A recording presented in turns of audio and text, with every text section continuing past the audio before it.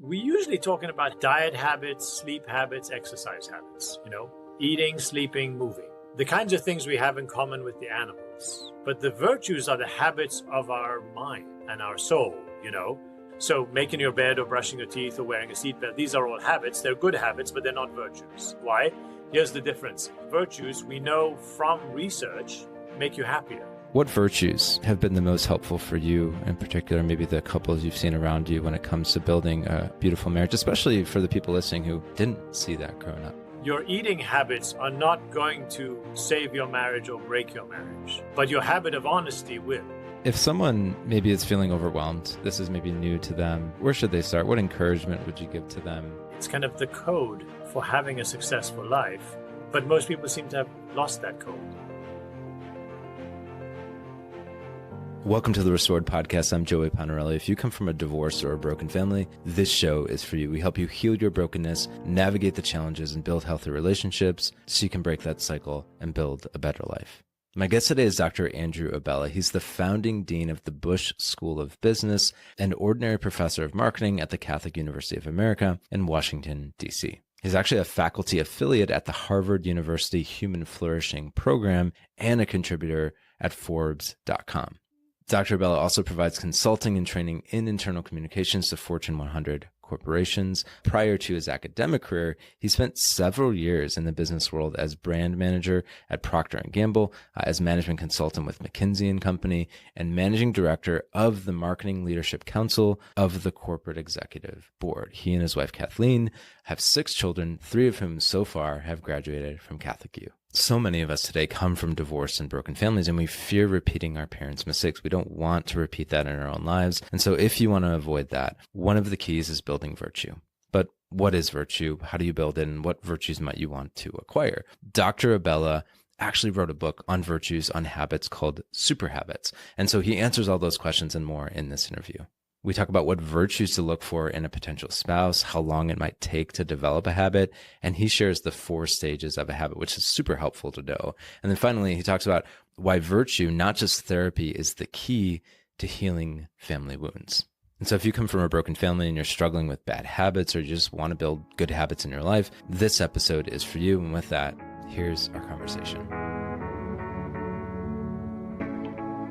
Dr. Abela, so good to have you on the show. Thanks for being here. Great to be with you. I've really been looking forward to this since I heard you speak last year. And I think this book is so timely for so many reasons, but especially for this audience. So as you know, everyone listening here comes from a broken family, a divorced family. And I think one of the chief fears is that we might end up repeating that cycle of dysfunction, repeating that cycle of divorce in our own lives. And the studies and the stories that we see around us so often support that. And so one of the things that we believe here at Restored is that if you want to break that cycle, you need to heal the brokenness, heal the emotional wounds, heal the trauma, but also build virtue so you can go on and build those healthy relationships, a strong marriage, and a good functional family. And so I'm really excited to talk with you about this book and how it might help our audience. Starting out, I'm curious, why did you write this book and what's your hope for everyone who reads it? So I had been reading about and studying virtue for many years. And when we started the business school that I have the privilege to run, the Bush School of Business, we talked about wanting to make sure we were helping form our students in virtue.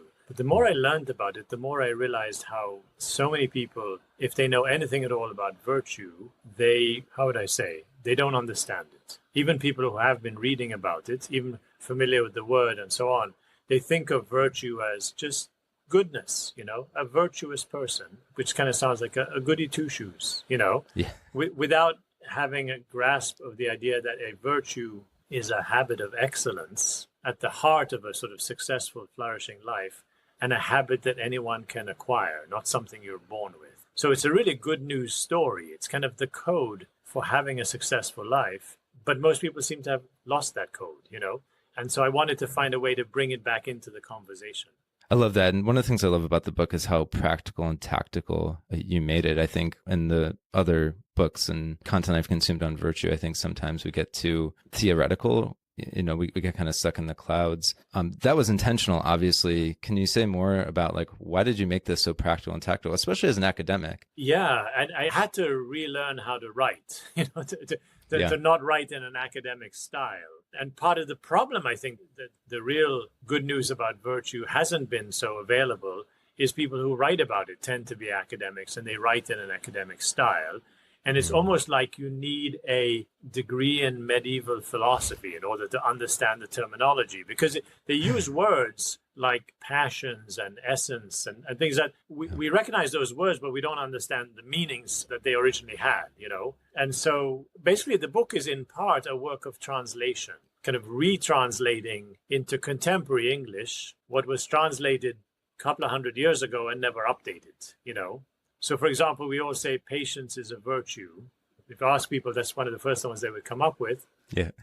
Patience is a Latin transliteration of the Latin word, an English transliteration of the Latin word paciencia. But it's not, the meaning of paciencia is not what we think of as patience, which is like, don't be impatient. You know, what paciencia means is endurance through long sorrow, what we now call resilience, you know. Now, resilience is a virtue. That's something that can be cultivated, is useful, is important. Patience, as in like not being impatient, it's like, yeah, whatever. But that's not nearly as important as resilience. And so there were a lot of these little tweaks where the word we're using is not quite meaning, or doesn't at all mean what it should mean, what it used to mean. And so I had to kind of retranslate to show why this stuff is so important. I love that. I remember Father Mike Schmitz, the famous, for everyone listening, is a really popular priest who has a podcast and puts out videos. And he says about love in particular, he says, we've reduced love to romance and romance to sex. So in a similar vein, we've kind of taken a word that can mean so many different things, and we made it mean one particular thing. So I think you're certainly onto something there. And speaking of the practicality component, I think part of the reason Atomic Habits, which a lot of our listeners are familiar with, was so popular was because James Clear made it so accessible, made it so practical. So I'm really excited for this book. Speaking of that book, I'm sure people listening are maybe wondering, how is your book different than Atomic Habits? So my book builds directly on Atomic Habits. And so, in fact, I chose the title Super Habits, almost to point to that. So Atomic Habits, he does a really good job of showing you how to develop habits, but leaves it up to you to figure out which habits.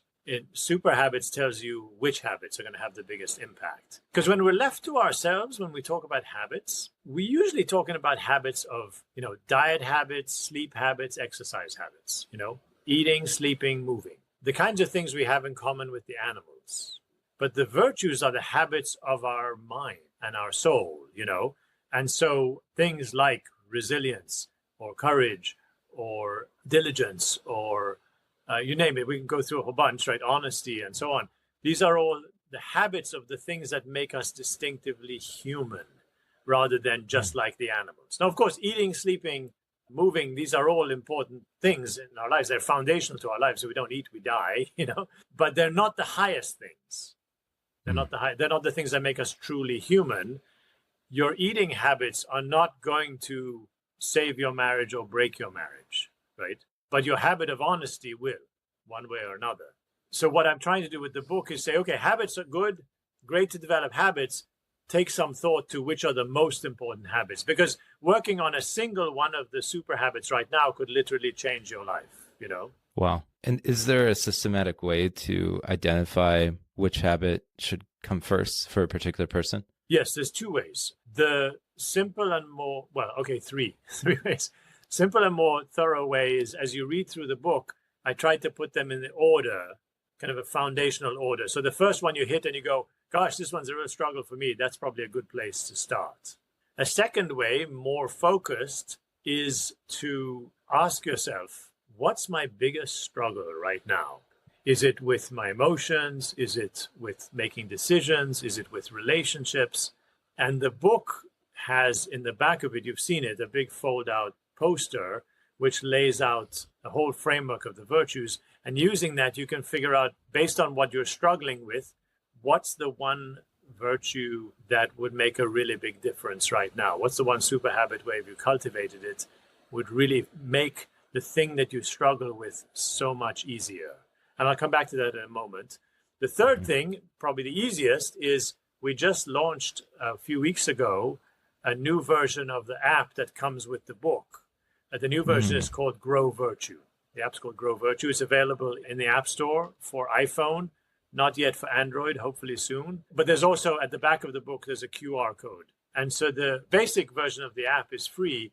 And there's a diagnostic where you go through and it rates you on all of the virtues, some 40 some of them. And it tells you which ones you're really strong in and which ones you're not so strong in. When people do strengths tests, the conclusion from that is, okay, now you know your strengths, now play to your strengths. Well, there is benefit once you know which virtues you're strongest in to making sure you're using them as much as possible, certainly. But the real benefit comes from finding the virtue or the super habit that is weakest, because that is going to be the weakest link in your character. So figure out which that one is and just work on developing that. Start practicing that until it becomes a habit, and then it just becomes stronger. You know, you're often told, play to your strengths and just kind of cover for your weaknesses. If you're a manager, hire for your weaknesses, hire other, like if you're not very detail oriented, hire an assistant who's detail oriented, Well, that just doesn't work for the virtues, because if you're not very honest, you can't hire someone to be honest for you. You know what I'm saying? So if you're not very resilient, you can't hire someone to provide you with resilience. So you have to find the weakest link. And so the app is the quickest way to do that. But the point I wanted to come back to is the really good news. So if, particularly thinking about your audience, those of us who struggle to not repeat patterns that we inherited, right? The tendency to repeat comes from, because that's what we know. And that's what we have been habituated to, right? Those are the habits that we have inherited. We mimic. Exactly. But if we want to try something different, we have to be aware of something different, aware of a new set of habits. And so what is attractive about the book is that it lays out not just some habits, but a comprehensive set of all of the habits that you need to be a successful human being. There's a total of 50, which I got from St. Thomas Aquinas. We can talk about Aquinas later if you like. So you have, in a sense, a roadmap, the terrain map for all of the habits you would need to be a flourishing human being. And the exciting thing is any human being can acquire any one of them through simple daily practice. So you're not labeled, you're not cursed with what you inherited. It's different from something like IQ or height, or even preferences like introversion, extroversion. Like your height, you can't change. Your IQ, it's unclear that one can change, Introversion, extroversion, we tend to be stuck with those over decades. But the virtues, the super habits are eminently changeable just through regular practice. So when somebody says, well, I'm just a very disorganized person. No, you're not. You just haven't yet cultivated the habit of orderliness, the virtue of orderliness. You can do that with a little bit of practice every day. After a while, it will become part of you, and you will no longer be a disorganized person. You will be an organized person. And the best thing of all is it will be easy for you to be organized. Once you have the habit, it becomes easier, which is, I think, just really encouraging, really good news. If somebody came from a household where people lied a lot, and you were raised always kind of fudging the truth and just telling people what you think they want to hear and so on, and you think, well, that's just who I am. There's no hope for me there. Not true. Not true. Through daily, just practicing, for example, a really good place to start if somebody struggles with telling the honest truth is oftentimes the place where many people go is when you're asked something that you think you should know. So what time is this? Or what about that? And you'll make up something rather than say, I don't know. Yeah. That's a good place to practice. Start practicing saying, I don't know, but I'll find out. It's an easy one. It's an easy one because you're not saying I lied. You're just saying, I don't know, but I'll find out, And you start to do that. That becomes a habit that gets easier. And then you can carve off another little piece and another little piece. As each one of them becomes habit, they become part of you. They become easier. And slowly you're changing your character. If you come from a divorced or broken family, or maybe you know someone who does, we offer more resources than just this podcast. Those resources include things like a book, free video courses, speaking engagements, a free assessment, online community, and much more. All of our resources are designed to help you heal from the trauma that you've endured and build virtue so you can break that cycle and build a better life. And so if you want to view those resources for yourself or someone that you know, just go to restoredministry.com/resources or click on the link in the show notes. I love that.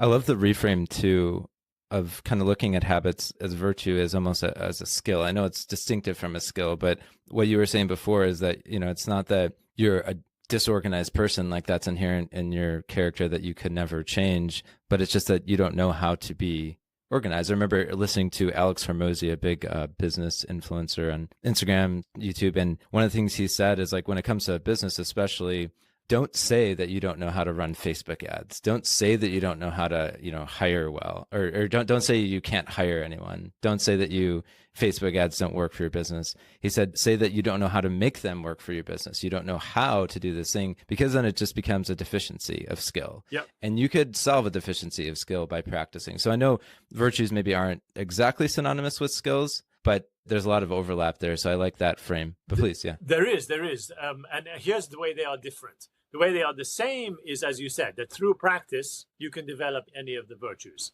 The way they are different, and this is really encouraging, the big difference between virtues as habits and skills as habits is we already have the virtues within us. They just have to be activated. Okay? They're like mental muscles. So I posted something on this recently. I was talking to a teacher at the Heights School, where it's a school for boys in Potomac, Maryland, where my boys went. And this teacher also runs the climbing team for that school. And he was saying to me, we were talking about this, and he said, every time I take out a new crop of boys climbing, the next day, invariably, they come up to me and go, "Sir, muscles I didn't even know I had are aching me," And I'm sure everyone's had that experience. Well, the virtues are mental muscles you didn't even know you had. And just like any other, like physical muscles, you have to start to move them and use them, and then they get stronger. But it's not a matter of saying, well, I don't know. Like, yes, you can learn how, but the moment you start practicing, it comes to you naturally because they are already in you naturally. So you just have to exercise them. Do you see the difference? They're not foreign to you anyway. They are part of what it means to be human. You just have to exercise them. As if they're dormant in your system. Yeah, that makes so much sense. Exactly. I appreciate that. And I was thinking too about kind of identifying where you're weak. There's some people have more self-awareness than others, I've realized. And so the people who have a high degree of self-awareness probably know, pride and lust and whatever other virtue or advice is the struggle for me. I need to work on that. But one of the things that was helpful for me thinking back is one, listening to the feedback that my mentors in my life have given me on like, hey, you're kind of weak here. You're not very good at this thing, or you don't have that virtue. That's one. The other thing is just often reflecting back on my life, like the things that I've struggled with gives a good signal, a good clue of, okay, this is where you should focus. But I love the assessment. I love the app, especially. I'm really excited to try that. I had tried the previous version, so I'm really excited to try this new version. We'll make sure to link to all that in the show notes for you guys as well. But so much good stuff here. I think, feel free to comment on anything there, but I wanted to ask maybe a basic question that I should have asked at the beginning, which is, for anyone who isn't aware, what are we talking about when we say virtue? What is virtue? So it's a habit of excellence. We say a habit of excellence that makes, or rather a good habit that makes you good. So, and the word habit is critical, as we've just said, it's not a human characteristic that you were born with. It's something that anyone can develop, but it's something that we already have the tendency for. As I said, the muscle is already there, just needs to be exercised. But the word virtue is really problematic because most people, when they hear the word virtue, they think maybe virtue signaling, right? Just pretending to be good, or as I said before, goody two shoes, But that's why in the book, I use the phrase super habit. A virtue is a super habit. How is a super habit different from any other habit, any regular habit? So making your bed or brushing your teeth or wearing a seatbelt, these are all habits. They're good habits, but they're not virtues. They're not super habits. Why? Here's the difference. Super habits, virtues, we know from research, make you happier as you grow in them. And in many cases, make you healthier as well, which is really quite stunning. For example, There's research on gratitude. As you grow in gratitude, so for example, using a gratitude journal, write down every day things you're grateful for that happened that day, for example. That's how you can grow in gratitude, one way of doing it. As you grow in gratitude, we know this from research, not only do you become happier, but there are reductions in mental and physical pain. So if you struggle with depression or anxiety, growing in gratitude, it goes down. If you struggle with chronic pain, back pain tends to go down as you grow in gratitude. Wow. Why? The researchers can't tell us why. We can guess. We're made to be that way. And so when we grow the way we're meant to be, everything works better for us, So that's one way in which super habits are different, or two ways. Making your bed doesn't make you happier. I mean, yes, maybe momentarily, but growing in any virtue, any super habit gives you more of a lasting happiness, makes you healthier. The other big difference between regular habits and super habits is regular habits. So the habit of brushing your teeth makes you good at brushing your teeth. But the habit of courage, which is the habit of moving forward even though you're feeling fear, right? Courage is not having no fear. Courage is the habit of moving forward even when fear is present. If you develop courage on the football field, you can then use it in an interview or when giving a speech or in having a difficult conversation with a loved one, because the super habits tend to have a much wider scope than regular habits. So those are three big differences. And the fourth one would be they are natural to us, as I said before. Brushing your teeth is something you have to learn. It's foreign to us as human beings. There was a time when people didn't brush their teeth. But the habits, the super habits, the virtues have always been inherent in us. I love that. And you mentioned there's 50, the book goes through them, especially the handout. Is there anywhere online that people can maybe look at a list or see the extensive list? Because I'm sure people are curious about that. We can link to it as well. Yep. I maintain a Substack, and it's superhabit.substack.com. It's superhabit singular, unlike the book, which is superhabits plural, because someone else grabbed the plural one in Substack and is not using it. So I wish you'd get off it. But anyway, it's there. And so, if they go there, there's a number of posts about individual super habits. There's one, I can send you the link afterwards, which is called Super Habits 101, which shows you the circle diagram and gives you a kind of just overview of the super habits. Beautiful. Thank you. We'll definitely link to that. And I know a few Navy SEALs, so if we need to send him over to that guy's house to have him give up that Substack, maybe we can make that happen. But no, I was curious, are there any rough guidelines? I know there's not an exact number on how long or how many repetitions a habit takes to acquire. The research is all over the map, and I think it really depends on the person and the habit, So I've heard as little as 11 days, as many as 90, but it could take you a year, But you can see progress after a few days, including starting to feel happier, that's what's so encouraging. I use the phrase in the book, beginning is winning. So merely starting to work on a single virtue, a single super habit, already is improving your life. I love that. And I'm curious too, you already mentioned a few, but I'm curious if you have any hacks or tips for someone who maybe has a tendency to get stuck. Maybe they appreciate the knowledge. They like listening to books. They like reading books. They like listening to podcasts, but then putting it into action can be hard. And I've heard you say elsewhere to start in the simplest form possible. You basically just mentioned that too. Like instead of, lying, just say, I don't know. I think I've heard you also say to just pick one. Don't pick many things because that will prevent action as well. Any other tips that you would offer for someone who maybe, again, they're fine with the knowledge, learning is not the problem, it's putting into action? Yeah, so those are really important. The very simplest thing, anything that's going to allow you to have a win is the place to begin, because that simplest thing will then become natural for you and is a foundation, a rung for the next thing, the next simple thing that you could add on. But the other thing might be to actually choose a virtue that is going to help you with getting stuff done, such as I already mentioned the virtue of orderliness. Another virtue is the virtue of foresight, which is the virtue of having and pursuing goals. If you have the right set of goals, then that's going to help you as well. Another thought is this. Some people, especially if you came from an abusive household where emotional outbursts weren't tolerated, and you had to repress your anger, your sadness, you can be emotionally almost dead, And when you have that emotional, or dry, should we say, when you have that emotional dryness, that's often a cause of lack of motivation, because emotions provide motion, right? They motivate. And what Aquinas, this is fascinating considering he wrote this 750 years ago.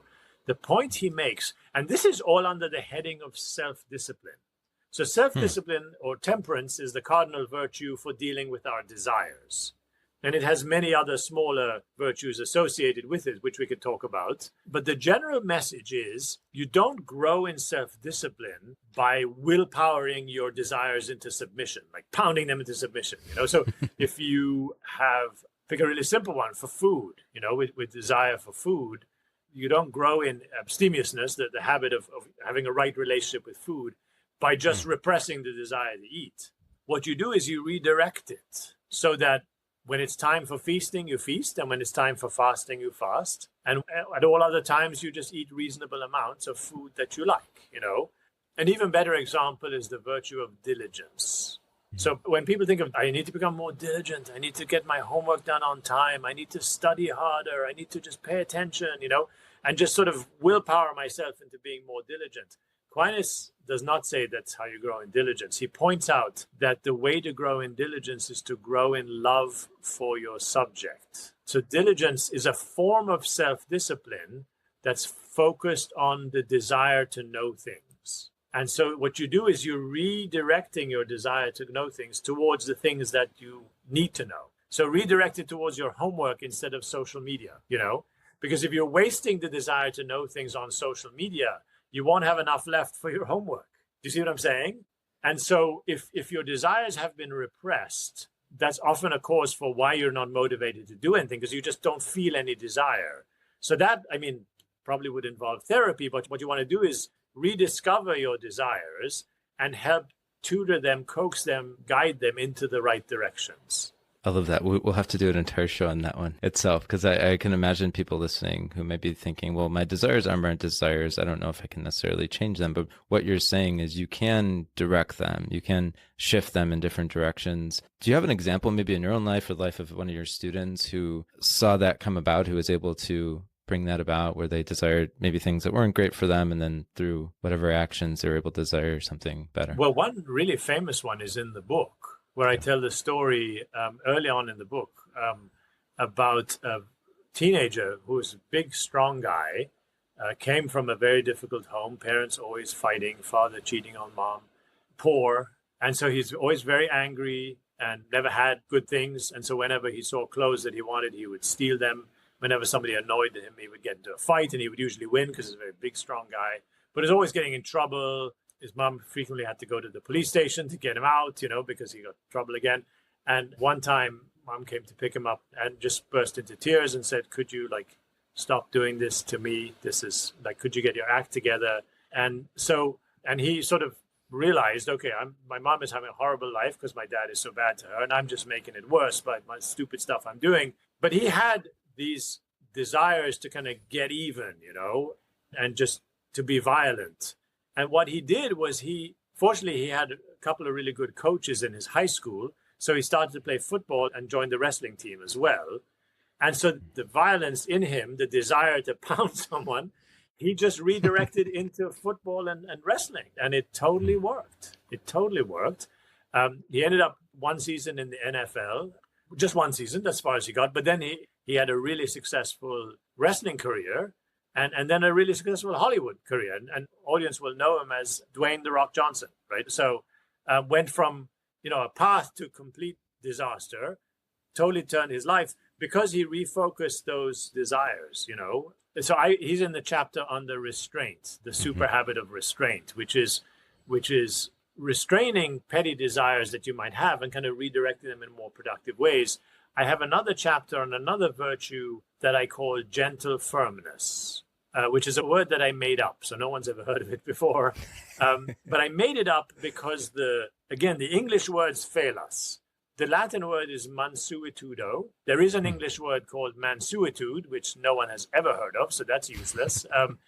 The common translation is meekness. But meekness, who wants to be meek? It just sounds like weakness, to be a doormat, right? That's not what mansuetudo is. It's that virtue is the ability to use your anger in productive ways. So almost all virtues are the mean between two excesses, or two extremes, too much or too little, right? And so courage is for dealing with fear, and too much attention to fear is cowardice. That's the one vice opposing courage. Too little concern with fear is rashness, right? That's the opposite. So, and courage is in between those. Meekness, the correct understanding, or gentle firmness as I call it, is for dealing with anger.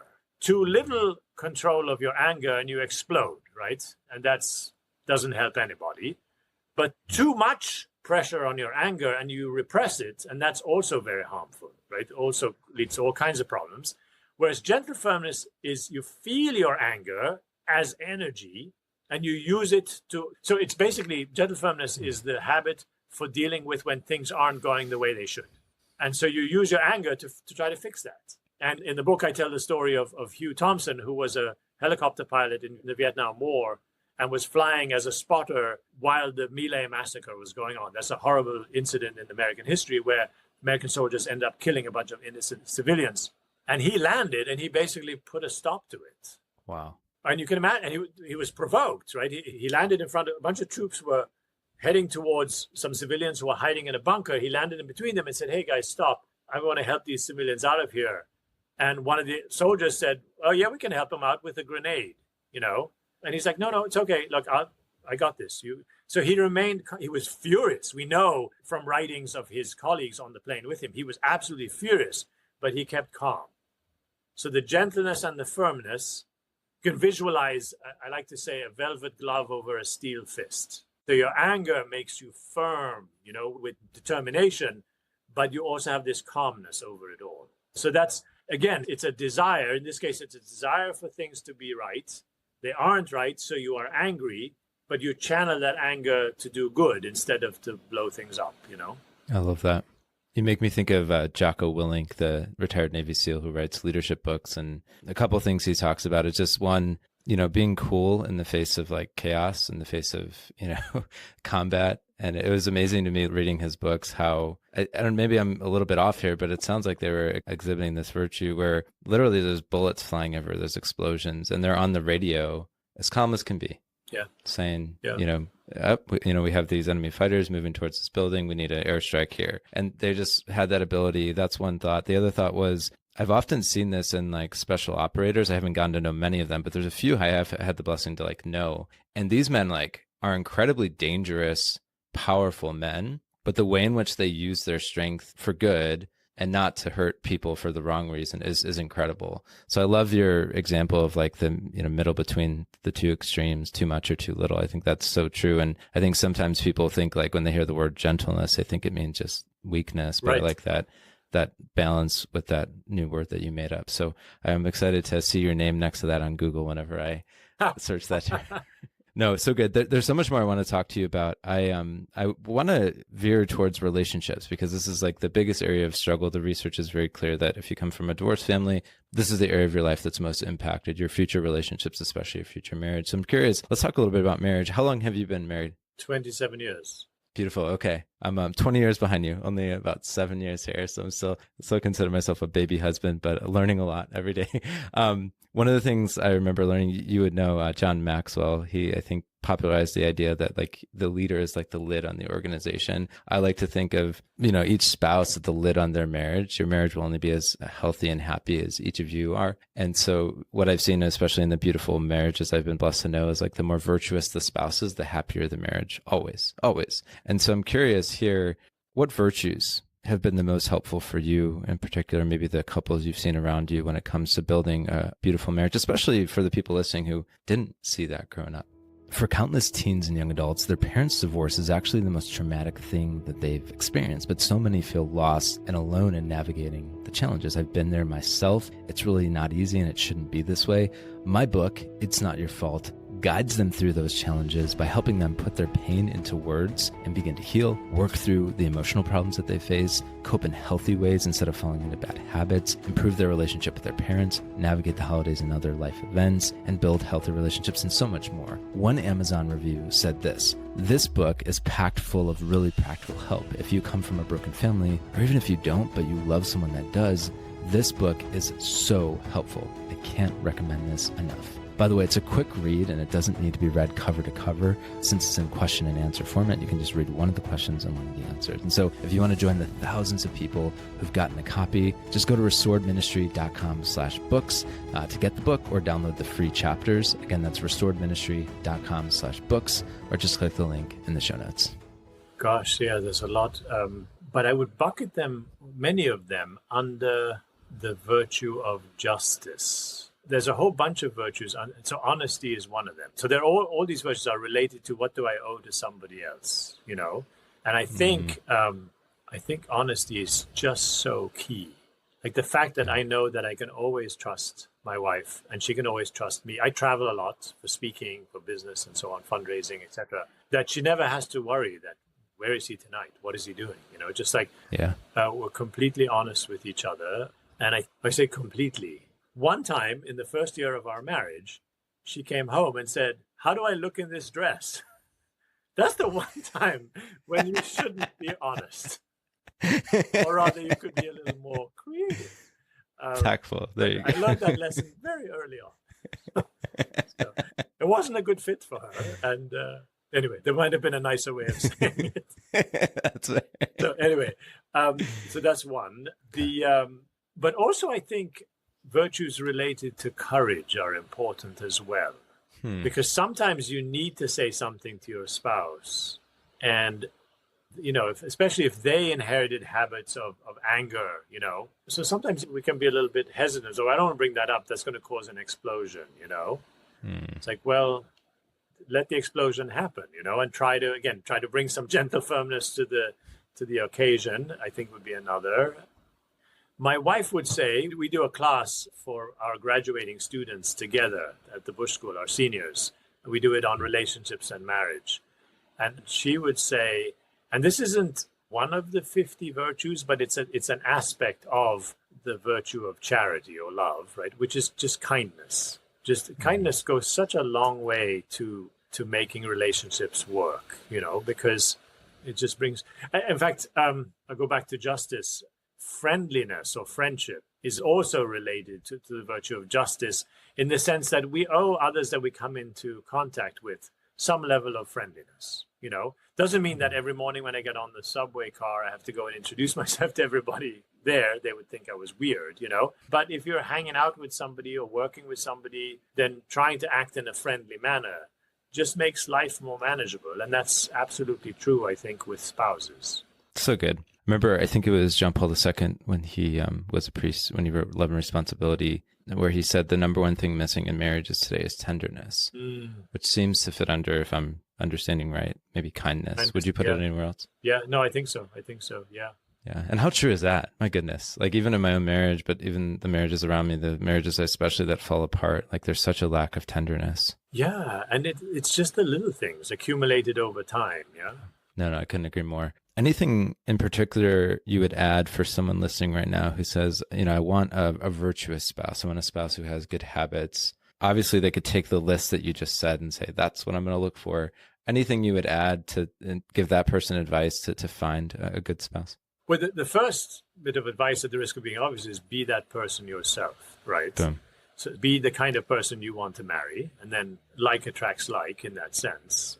And then second, gosh, it's almost hard for me to say because 27 years ago, I wasn't thinking this way when I met my wife. So it was more an instinctive assessment, But even just having that measure. So I have 2 sons and 4 daughters. The daughters love to watch Pride and Prejudice. I don't know how many times we've seen it. I love it too. I've read the book 3 times, I think, myself. Sure. But what is so attractive about the heroines in Jane Austen is their virtue, They are honest, they are courageous, they are, just you kind of go down the list. And as we live in a very superficial society, so we tend to look at looks, but I think the right measure is virtue. You marry someone who is virtuous or at least striving to be so, because we're all of us, no one's there. We're all of us striving, but at least are you sharing the same vision of what a virtuous person is, Do we agree on what are virtues and what aren't?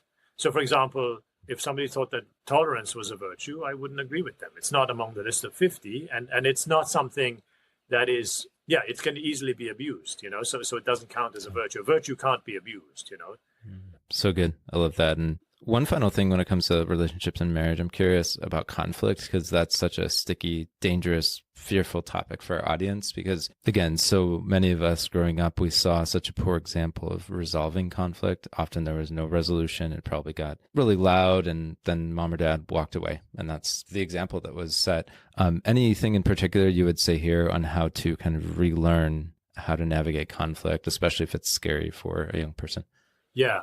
And maybe I should have said this at the beginning of the podcast.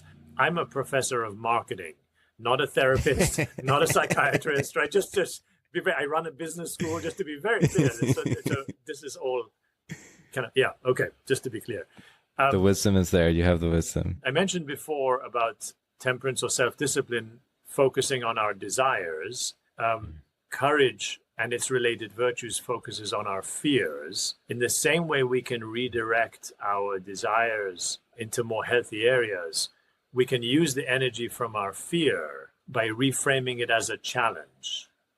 So if I'm afraid of the blow up that's going to come if I broach a difficult conversation, I can think about that as a challenge. Okay, I know the blow up's coming. It's going to be painful, but I'm going to observe it, experience it. So in the same way that your special forces friends are able to sit there and talk quietly while bullets are flying, they weren't born that way. They learned that. They practiced it, right? And it became a habit. In the same way, anybody can learn to receive a blast of anger, right? Or to experience a bunch of fear in anticipation of a blast of anger and start to get used to it calmly. And then what happens to the other person is when their anger is received with calm and patience and listening, that anger starts to subside. And eventually we get to kind of what is the root cause, and then we can start to have a constructive dialogue around that. It takes a lot of practice, but that's, I think, is necessary. I think the religious benefit here for us going into marriage was when we got married, we knew it was forever, that there was no exit strategy for either of us. Yeah. And that really helps because it's like when things are really bad, there's no alternative. We just have to fix this, Mm-hmm. And there were times in 27 years when it was hard. There were issues that had to be worked out. And if there was an exit door, maybe one of us might have said, I'm out of here, But because there wasn't, you try and you figure out how to solve it. And now I am sure of, and my wife says the same thing, we are both happier than we've ever been. Our marriage is stronger than it's ever been. And so glad to have gone through those difficult patches because they just eventually brought us closer together, Yeah, I love that. There was a study I saw recently, I can't recall the name, where they looked at people who were struggling within marriage. And then some got divorced, some stayed married, continued to struggle and work on it. And then they went ahead so many years, maybe 5 or 10 years, to look at their happiness level in life. And they found that the ones who didn't get divorced, who stayed married, assuming there wasn't extreme cases of like abuse, things like that, ended up being happier than the ones who chose to get divorced. So I think there's something really instructive, even if we take the religious component of it out of it and just say, no, there's actually something really good about sticking it out, again, assuming you're safe and there's not abuse. But I've seen that even in my own marriage with just understanding that it's going to be messy. And I think this applies to any sort of virtue building. I mean, any skill you're learning too on a simpler level. It's like my daughter's 3.5 right now. I'm teaching her many things. Like one of the phrases we like to throw around here is like, you're not competent at that yet. Like you're learning and that's okay. Like everything is you're in training. If she's wondering like, why can't I have the scissors or why can't I do this or that? It's like, well, you're not competent yet. You will be. Why can't I, climb the edge of the stairs by myself? You're not competent yet. But then as she gets more competent, she can see herself growing, but it's messy with kids. It's messy in our own lives. It's messy within marriage. And I think that is an important reminder because as I sometimes tell the young people that we mentor too, is you're probably going to screw it up in some way, right? You maybe are going to go a little too far this way or a little too far that way in terms of access or deficit. And that's okay. That's part of the process. But if you kind of are directionally moving toward where you need to be, that's a more important thing. Would you say anything about the kind of the messy nature of acquiring the virtues? Well, the challenge idea is every time you face a challenge and you work through it, you're actually developing one or more virtues. And so the idea of facing challenges, facing fears, and treating the fears as challenges, it's how we grow. Nobody grows by sitting down and avoiding all risks, or all challenges. We grow by engaging with them, sometimes losing, sometimes winning. If we have time, there's a helpful 4-step sequence for when thinking about how we grow in virtue, which I have labeled again, because the original words, the meanings aren't very clear to people. But when you start out at the level of a vice, where you have a bad habit, not a good habit, say lying, we can label that as unconsciously incompetent. So you don't have the competence, as you say, but you don't even know you don't have the competence. You just think that lying is a good strategy. So why wouldn't I do that? At some point you realize this is hurting my relationships, this is hurting my success or whatever.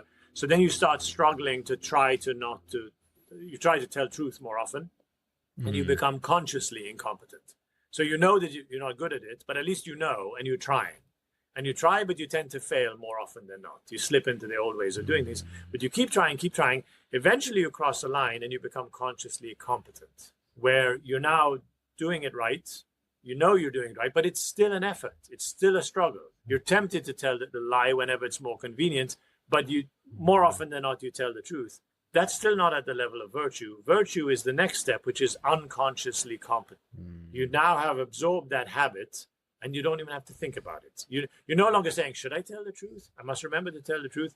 It's just not even a question in your mind. You're honest now because it's become part of you. That's what it means to be truly virtuous.